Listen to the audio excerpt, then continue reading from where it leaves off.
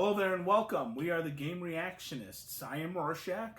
And I am Spectre. And tonight we are going to be displaying some kind of a journey for myself. You've inspired me, actually, Spectre. You're a big Nintendo 64 guy, as am I. I have a lot of appreciation for Nintendo 64. And I think a big underdog for Nintendo has always been the Nintendo Gamecube.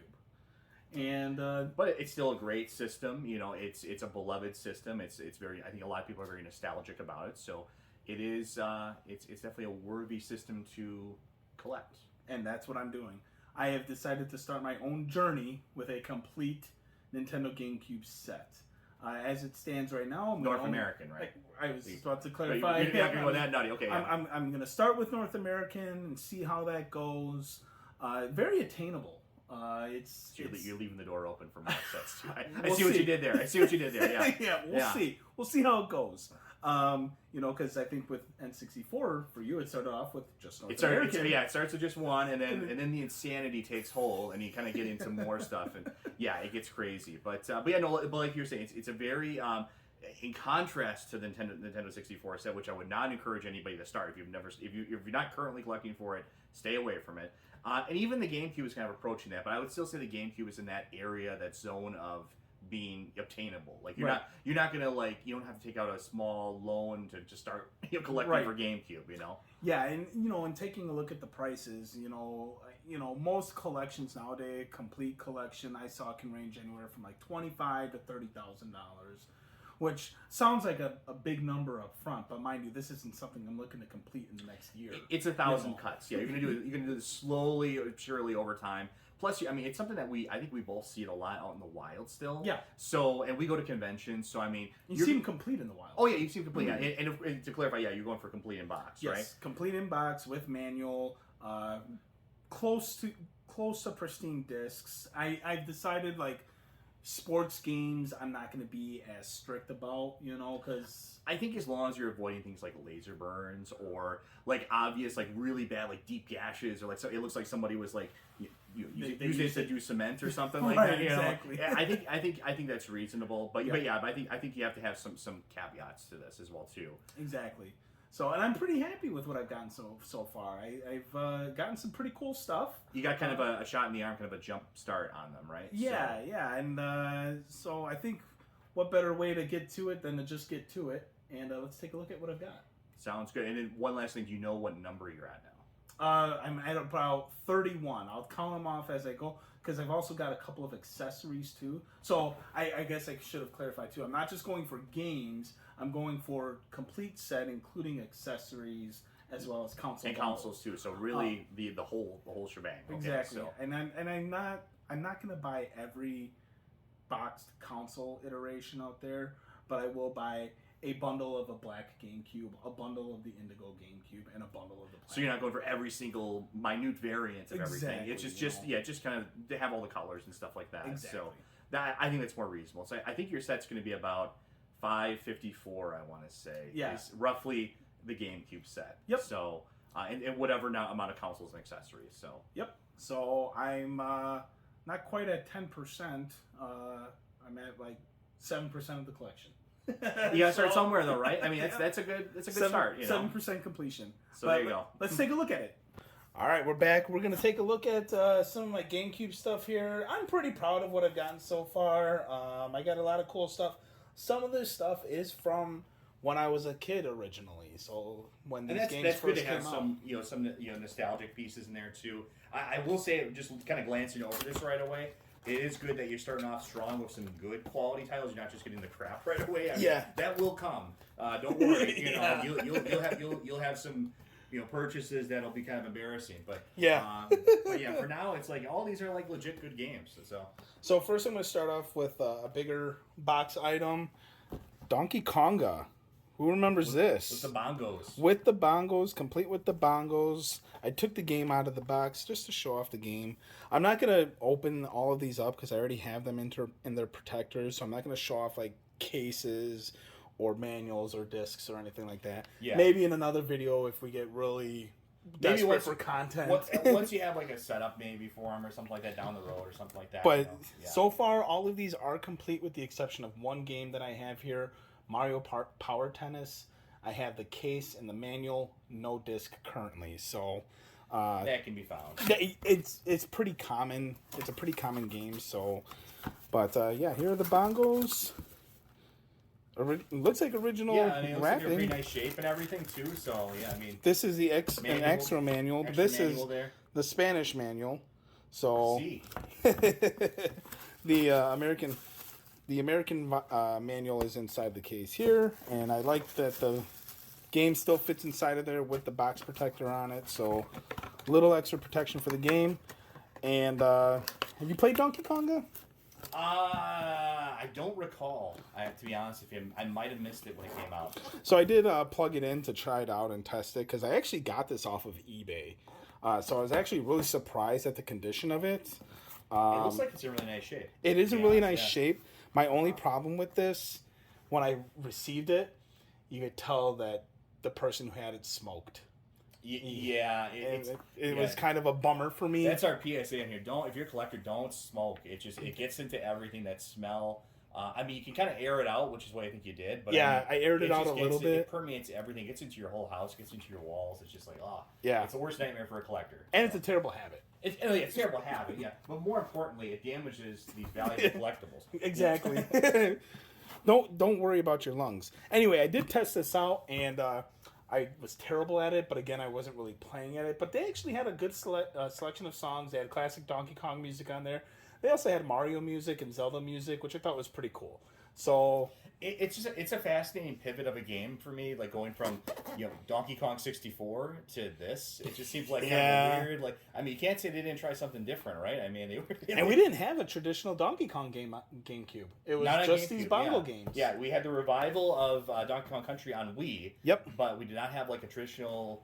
Because there was like another one like Jungle Blast, which was another bongo game. Yeah, so they really went all in on. And then bongos. Donkey Konga too. Yeah, they went all in on bongos this gen. So yeah, they really trying to be the entrepreneurs of the rhythm games that Guitar Hero later came up and took over. I don't think it went too well for them. So don't bet on bongos, I guess. I guess not.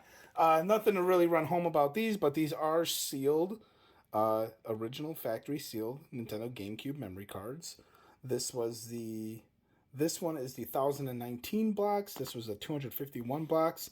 And in testing a lot of my games, I realized the 251 blocks does not go very far at all. I think I had a 251, and I managed to make it work, but I remember deleting stuff, I think. Yeah, you definitely had to get the bigger block memory card. But some games, like Animal Crossing, for instance, came with like its own dedicated memory card. So, okay. So like you could get around a little bit, but I do remember having the 251, and I think I deleted some stuff out of it. Okay. To kind of keep up with my saves and my rentals and stuff. So that's kind of the introduction here. We're going to get to the actual games themselves. Some of these are repeats from previous videos. First one on the list here, Eternal Darkness. So I know this one was actually from our last loot grab that we had. Did you get a chance to upgrade the case on this one yet? Or I cleaned up the case, actually. So this was the original case, and all it really needed was cleaning up. And there you go. Looks pretty good to me. Kind of refurbished it. Yeah. Great game. Yeah, fantastic game. Played around with this. I actually have never played through this in its entirety, but I did play around with it to test it out. I actually might play this because I was like, I'm really liking the vibe of this game, and something to sit down with a glass of bourbon and enjoy. And try, right? Yeah. So that's Eternal Darkness. Kirby Air Ride. So another unique one. It's a Kirby racing game. Which I didn't know too much about. Tried it out, and God, was I terrible on it. I think this one actually started life as a 64 DD title, I believe. I want to say. I know this was like kind of in, it cooked for a while, so I know there's a story behind this one. Okay, cool. Maybe we'll look into that and be able to talk about them in the future. Maybe as my collection grows, we'll do like a tier maker like we did with the Nintendo 64. There we go. Talk about games that we played, haven't played. Maybe I'll bring them over and mess around with you there. Or we could face off 64 versus GameCube. We'll do that. Oh, yeah, that's a good idea, actually. This one was from my childhood. This is my original promotional disc of The Legend of Zelda Collector's Edition. Speaking of 64 here, yeah. Yeah, nothing but emulators on here. You had the original Legend of Zelda 1 and 2. You also had Ocarina of Time and Majora's Mask on here. So this did come with Wind Waker when you pre-ordered Wind Waker, correct? Yeah, I believe so. Yeah, and what a hell of a pre-order bonus, right? Right. I mean, we don't, and you had 2 different pre-order bonuses, and we'll see another one. But yeah, this is one of them. And this came with a demo for Wind Waker as well. So, or maybe I'm mistaken. Maybe this came out before Wind Waker. Yeah, I know one of them was a pre-order bonus. I think you're right. I think the other one was a pre-order bonus. This one came with a GameCube. With a GameCube, I think you're right. You're right. Yes. This one came with a GameCube. It was the black GameCube, and it came with the demo of Wind Waker. God, I'm really stretching my memory thin here. But either way, very good bundle here. I mean, you got 4 classic games. You can't go wrong with them. Really, at that time, the only one you're really missing on there is Link to the Past, right? Yeah, Link to the Past is an odd one to exclude. I'm very curious. I'm sure they could easily fit on the disc. Oh, yeah, for sure. I mean, it was a Super Nintendo title. Here's another unique one, Four Swords Adventure. we gotta find a way to play that eventually. We'll have to get some Game Boy Advances together. But you don't even need Game Boy Advances. You can still use GameCube controllers. Oh, you can? Okay. I tested it out. The Game Boy Advance, if you didn't have a Game Boy Advance, whatever you needed it for just appeared on your main screen. Oh, okay. So it still worked out. They understood that like not everyone's going to have 4 friends with exactly Game Boy Advance. Exactly. I'm curious what the Game Boy Advance even using 4 Game Boy Advance systems explore the land with up to 3 friends. Maybe you had to do it to do the local co-op. I know Game Boy Advance actually had some interaction with Wind Waker too. If I remember. Yes, with the Tingle Tuner. Yeah. Yep. This was the pre-order bonus. So this is what you got when you pre-ordered Wind Waker, the 2-game bonus disc. This came with Ocarina of Time and the never-before-released Master Quest, which was originally going to be Zelda Yura for the disc drive. Yes. And that never happened because the disc drive ended up becoming a commercial failure for Nintendo. And it also was delayed a lot. Yep. The 64 DD was originally supposed to come out, I think, like way earlier in the life cycle, and it didn't come out until much later. Only came out in Japan, of course, like you said, commercial failure. So a lot of things were either canceled or shifted to be kind of molded into other projects. Correct. Twilight Princess, one of my favorite Zelda titles. Really could be argued to be the swan song of the GameCube because this was released simultaneously on the GameCube as well as the Wii. I own both versions, played both versions. The Wii version was fine. I didn't mind using the Wii remote. It was very early. It was a launch title for the Wii as well. Very early, waggle controls. Interestingly, the games are mirrored. Yes. So as well too. So it is slightly different from each other. Yes. So the GameCube version was the classic Link, holding his sword in his left hand. The Wii version, he was holding his sword in the right hand because Nintendo actually did the study and found that most gamers were indeed right-handed. So as you'd expect, they placated to the highest common denominator. Yeah, but yeah, for me, that was probably the last Zelda I truly enjoyed. So that's kind of the end of Zelda for me. Okay, in a way. So I have strong feelings about that game. Not the case for me, but maybe in another video. Here we go. This is one of the first of many combo packs that you could get. So this is Wind Waker with the Ocarina of Time bonus disc as well. So this came with both games, and I really like this. The combo packs are where you can get a little bit more pricey. There is a Wind Waker Metroid Prime combo pack that goes for anywhere from $600 to $900, depending on where you're buying it from. I will be getting that for the collection because... So you're getting some variants, but you're not going like crazy. I'm not going to go after like Player's Choice variants or like bestseller variants. Yeah, because once you go... And it's a wise decision because once you go down that rabbit hole, you're just taking away from your full collection. Maybe once you're all done, then it's like, oh, what the hell if you see it, but...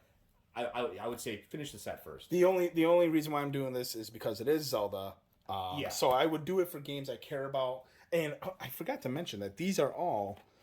by the way, these are all from my childhood.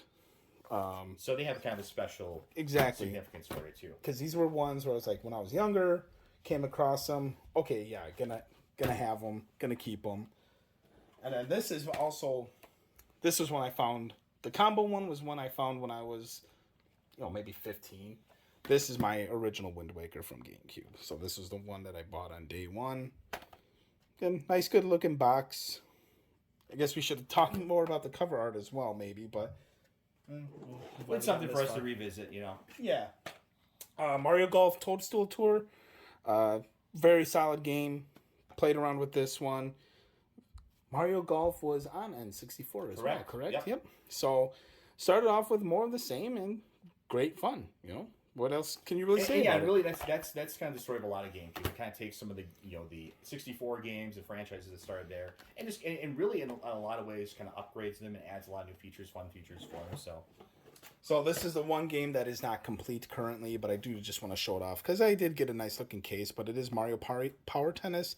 It's the bestseller case, so it's kind of like, I don't know. You know. But it's still, at least it's not the player's choice one where it has that ugly yellow banner on there. So yeah, you're not a fan of that. So I am not a fan of those variations. I think you do it on a console by console basis because for some systems I think it actually is sort of subtle. In other systems, it just is like an eyesore, and I think GameCube is one of them where it has that bright yellow.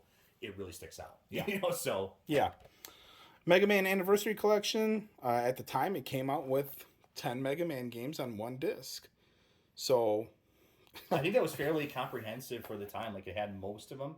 I don't know if it had like the Sega. I know there's like a Sega exclusive Mega Man game as well. I'm not a Mega Man. I am not either. No, I am not either.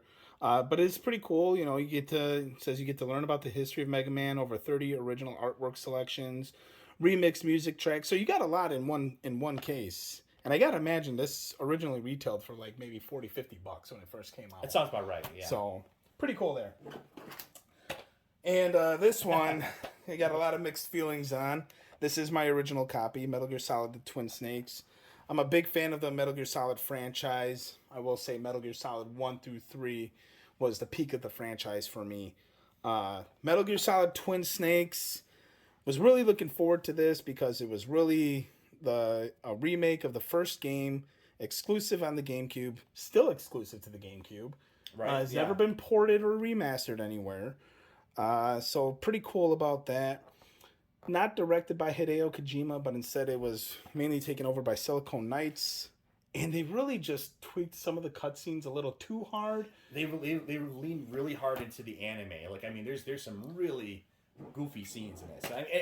And Metal Gear has always been kind of goofy. It has, admittedly. But this, like, dials it up to 11. It really does. I mean, like I said, just look up the scene. There's a scene halfway through the game where Snake jumps off of a missile and does a backflip. He does like a backflip. It's launching toward him. He jumps off the missile and then takes a step back.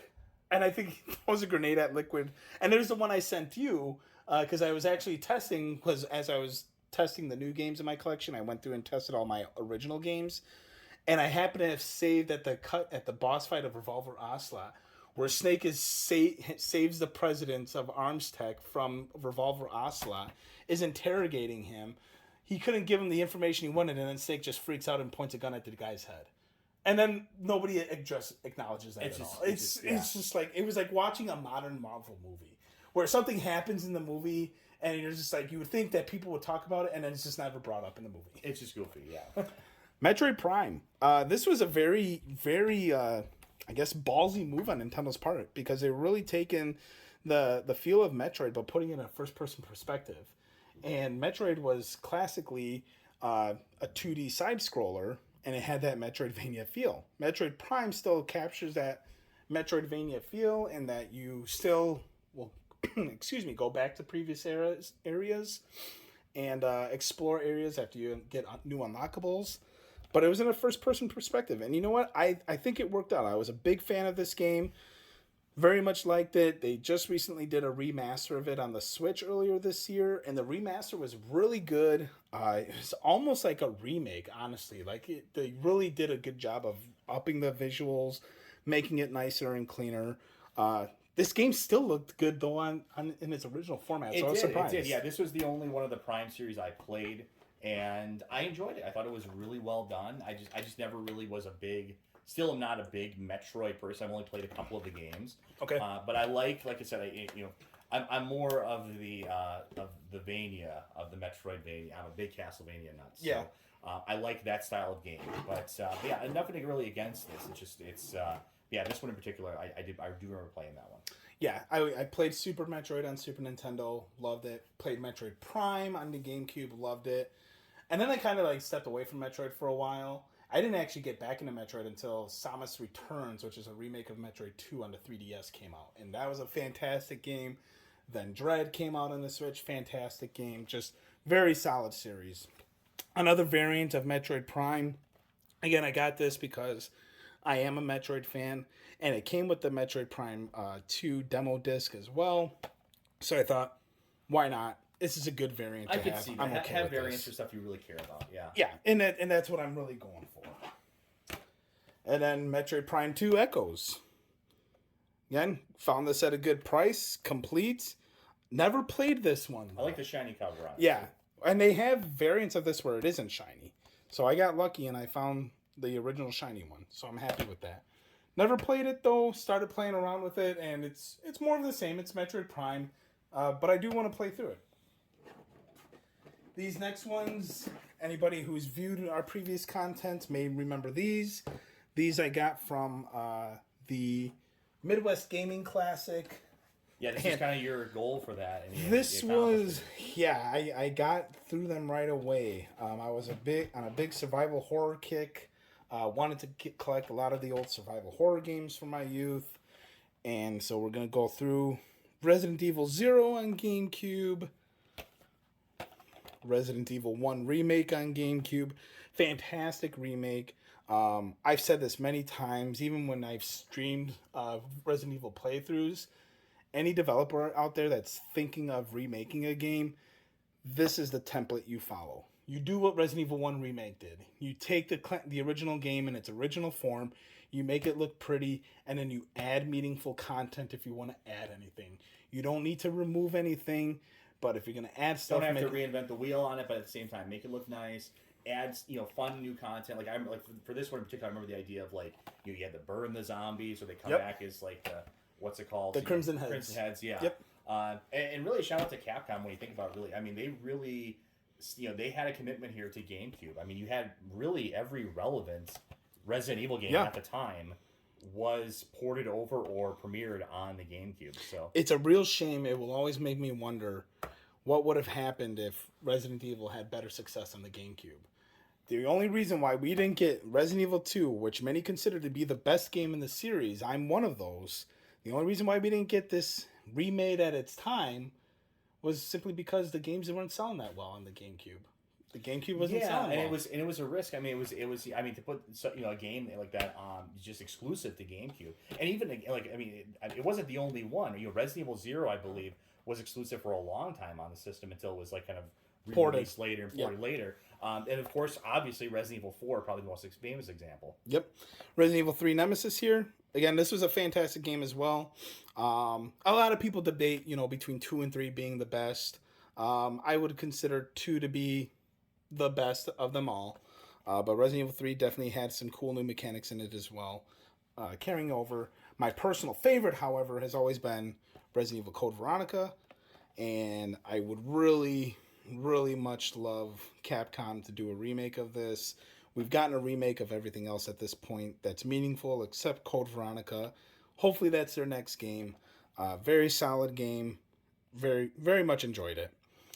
And then the one that kind of reinvented the series. Last but not least, yeah. And I would say it was a necessary reinvention. You and I have differing thoughts on it. But I do concede that it was necessary for its time for them to go the route that they did with Resident Evil 4. I wouldn't put it in my top 5 Resident Evils by any means. Yeah, and I'm just the opposite, of course. I mean, it's a fantastic game, but then again, I'm not really like a Resident Evil fan. But, sure. But yeah, no, that's Resident Evil for the GameCube. That's one area where I won't have no debate with you whatsoever. Resident Evil was better off on the GameCube, obviously. Yeah. On 64, we just had one game, although Resident Evil 2 on 64 was a great technical achievement. Oh, yeah, for sure. It was. This is another one that if you've watched any of our content, you might have seen in our previous loot video, but Soul Calibur 2 featuring Link.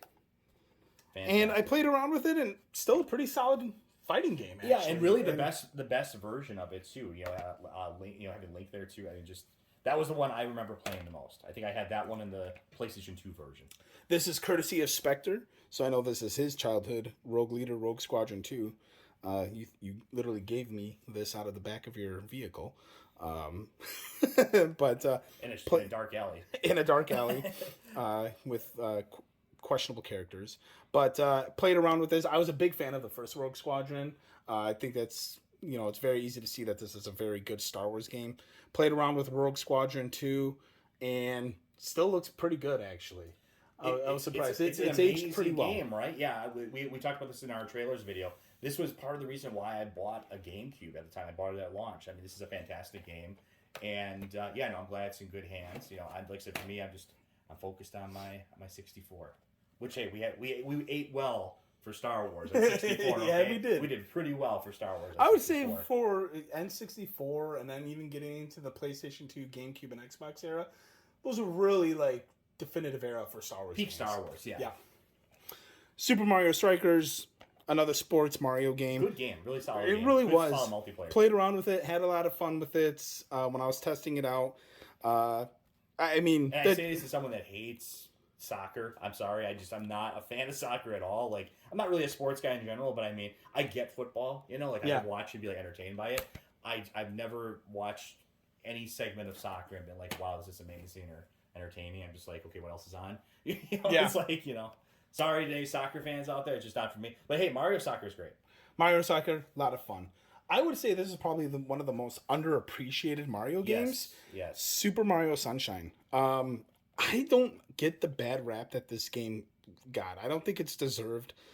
This game was very solid. I very much liked... The only thing Mario 64 was missing was being able to use Yoshi in a meaningful way. And one thing that I give Sunshine over Mario 64 is that you got to use Yoshi and you used him in a meaningful way. Which is, it's kind of weird that you didn't have him in Mario 64, considering Yoshi in Super Mario World on the Super Nintendo kind of like redefined the Mario series. Yoshi's in Mario 64. But not in a meaningful way. That's what I'm getting at. It gives you extra lives, okay? Yeah, after you have beaten the game 100% and therefore don't even need the extra lives. So that's why He's there to rub it meaningful. In. Meaningful. Okay. Keyword. But I really like that he was back in this game. And really, this is really very solid 3D multiplayer. Or not multiplayer, 3D platforming for Mario and Mario Sunshine. And they really did a great job of incorporating FLUDD and adding new ways to get around in the worlds with the water system. Even just the little things. I like the going around Isle Delta, like the hub, and everything, and the the light slowly and spreads out as you get more shines and stuff like that. It's just little things like that. It makes you feel like you're having an impact on the game and stuff like that. I like that little stuff. Yeah, very underappreciated. But I thought it was a gorgeous game, especially at the time. I don't know why it gets the rap that it gets, but it's a blast. I don't care what anyone says. Yeah, solid game. 10 out of 10 would play again. And then Super Smash Brothers Melee. We've definitely talked about this series. Fantastic game. I think this game really set the standard of what to expect from the series as a whole. It's a controversial game too. I mean, a lot of people would argue to this day it's the best version of the game, and also some would argue it's in some ways the worst because of it's kind of the competitive one. It's very fast paced and it's very it's kind of got this meta behind it as well too. So it's and they kind of pivoted away from the direction of this game after Melee. You had Brawl, which had more controversial stuff in it, like you could trip and fall while you're fighting and things like that. I remember that. Yeah. So Melee. I mean, I thought it just really was the pinnacle of it at the time. I do still love the 64 version. I think the 64 version, which is much slower paced, it has its place and has a different feel to it. But I think this one is excellent as well too. Fantastic game. And I would agree with you. I do think that Ultimate on the Switch, I think that is now the best Smash Brothers game because it's fixed a lot of the things that we didn't like we saw in Brawl, but it maintains a lot of the things that people like in Melee. And I don't know, I think Melee really set the standard of what to expect when it comes to fighting games from Nintendo, and I think they've done a really good job on that. I don't even know if we're going to get another one, though. Sounds like we might be done. I don't know. I mean, what are they going to do? Ultimate 2 or something? Or Ultimate Remix? Who knows? Beautiful Joe. This was a great new IP that Nintendo did. It's from Capcom, who also did Okami on GameCube. And That's right. And very, very unique art style. This was around the time where like cell shading was starting to become popular in video games, but it was a very solid platformer. I did play it, liked it. Man, does this game need a remaster? Like it really. I don't think it was ever like updated or anything, right? No, it wasn't, and Nor was the sequel. Nor was the sequel. But man, could this game use a remaster? Like this game would just be awesome if it ran at 60 frames. Like it would just be fantastic and really, I think, meet the vision of what they originally hoped for with the game. But still a solid game nonetheless. Very enjoyable. And same thing with the sequel. The sequel is where they introduced a new character that you could kind of tag in and out and play around with. But same premise. I don't know much about the story or the premise of the games because I didn't play these as a kid, but I did play around with them and their mechanics when I was testing them out. Very cool game. Maybe one day I'll play them. Or Capcom, you want to make an easy buck. I think you can make an easy buck if you even just remaster. And they're in the these. spirit of obviously remastering and remaking stuff. Oh yeah, so. I don't even think you need to remake these. Just remaster them. And I think it'll be fine because it's cell shaded. And the nice thing about games like that, a lot of other things, they age pretty well. Just put it, make it 1080p, 4K, or whatever, and good solid frame rate, and slap it on every system. Then exactly. WarioWare Inc., the Mega Party game. These games are pretty goofy. I've never played around with WarioWare, honestly, until I actually tried this out, and it was pretty entertaining. I liked what I was dealing with. A very good party game. It's basically Wario's answer to Mario Party. Yeah, so, it has a lot of like little goofy micro games to it, and it's just it's a popular series as well too. Yeah, But yeah, no, I love Wario. He's fantastic. And then last, and probably least, Worms isn't bad. Come on. It's not bad, but it's not anything to run home about. But here we do have Worms 3D. At least you got that cheaper than the Worms I have to buy. Oh yeah? Mine's like a $1,700 game. Okay, oh boy. Yeah, no, I did not pay $1,700 for this, but still a pretty entertaining game, and it's a series that still has, I guess, thrived to some capacity. I know Worms 3D around. Armageddon is pretty popular. So this one, multiplayer game. I like the Armageddon more because it's kind of more of like a 2D side-scrolling feel to it. Yeah. This one, they had like the 3D, and I don't know, it just felt awkward at times. Yeah. But, still a fun party game. I think if you want to mess around. Remembered better, and it's actually, Armageddon did have like a reprint of sort from Limited Run that was put out before, so it's clearly held some degree of nostalgia and cult status. So very cool. Well, that's my collection so far. All right, so that's gonna do it for now. I'm just gonna show off a couple of things, a couple of my favorites here. Do our quick outro. What do we got here? I'll throw a Resident Evil Gamecube. Do like a Resident Evil fan out of all of them here. Yeah, okay, yeah, I'll fan out all the Resident Evil games because those were my proudest achievements for GameCube this year. So we got 2, 3. I put them in chronological order, or how you doing? Yeah, there we go. Perfect. All right. So, but yeah, I mean that's kind of my journey so far. So, all right. So I forgot to count here. 1, 2, 3, 4, 5, 16, 17, 18, 4, 5, 6, 7, 8, 9, 30. 1 minus the one that's not complete. 30 games. 30 games, but you got a few variants, so maybe like 27-ish games or something. Yeah, 27 unique. I have 3 variants. So yeah, 27 unique titles so far. Yeah, I'm really looking forward to this. I'm having a blast with it so far. I've already found myself maybe going a little bit harder at it than I need to right now. You kind of do, but you what happens is it ebbs and flows with this because you go kind of crazy a little bit with collecting, and then you kind of stop, and it's like, okay, I had enough for a while. Then you kind of get back into it. I think you kind of do it. For me, it's always around the milestones. I'm always thinking of the next milestone. Yeah. Like, what am I going to get to, 25%, 50%, 75%, 50 games left, right. Whatever it is. That's when you're really like, okay, like I'm energized again. And then you'll get to that point and you'll be like, okay, I can relax, so it ebbs and flows. But yeah, I very much enjoy doing this. Keep an eye on the channel. This is gonna be a multi-part series, honestly. Like, oh yeah, I mean, it's I think I'm gonna do like maybe every 10 titles going forward, I'll do an update. Like, okay, here are my new 10 newest titles. This is going to take years and years and years to complete. You have 554 games. Yeah, and just games, not even counting consoles and accessories to get. Yeah, it takes a long time. I'm in the same boat. I'm going for somewhere in the neighborhood of like 735 games for my world set. But I mean, it's going to take years and years and years, and it's about the journey. It really it is, and you have to enjoy it, and it's just a fun experience, and you kind of relive your childhood in a way as you go through it. Yeah, and that's what I'm enjoying most about it. But thank you so much for watching us. If you like this kind of content, please don't forget to like and subscribe and click the notification bell as well, so you're made aware of when we upload new videos. This is going to be our journey, really. We've kind of found our ground, or our footwork, so to speak, of what we're doing with video games. And so yeah, this is going to be the journey. I'm in it for the long haul. I can say that personally. I'm not going to stop until I finish my sets. And it's a blast, and hope you can come along for the ride. It's going to take some time, but these are my favorite kind of videos that we do, because this is just something we're very passionate about, and something I've been doing myself for years. So yeah. Well, thanks so much for watching. I am Rorschach. And I'm Spectre. And we hope you all do very well.